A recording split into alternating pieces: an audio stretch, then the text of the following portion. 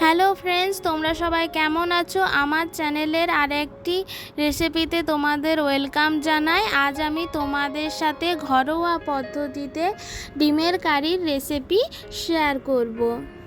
এখানে আলু আর ডিমটা সিদ্ধ হতে চাপিয়ে দেওয়া হয়েছে, আর মিক্সিতে আদা, রসুন, লঙ্কা, টমেটোর একটা পেস্ট বানিয়ে নেওয়া হবে।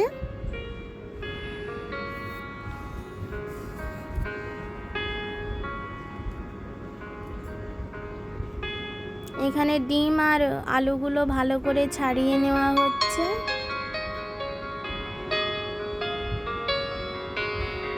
ডিম আলু ছাড়ানো হয়ে গেলে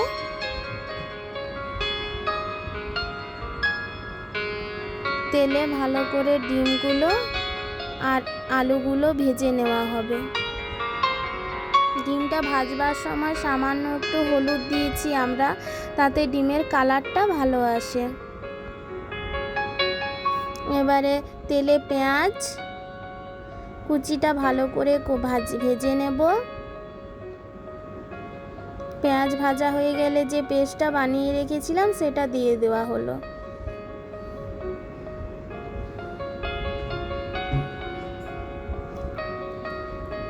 মশলা কষানো হয়ে গেলে একটু হলুদ, নুন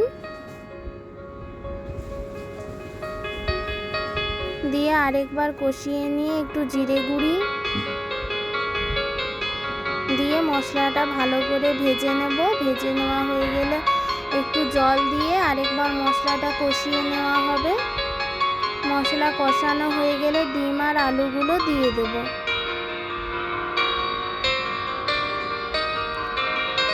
এইভাবে ঘরে থাকা জিনিস দিয়ে ঘরোয়া পদ্ধতিতে মজার রান্না দেখতে চাইলে আমার চ্যানেলটি লাইক, শেয়ার আর সাবস্ক্রাইব অবশ্য করে দিও।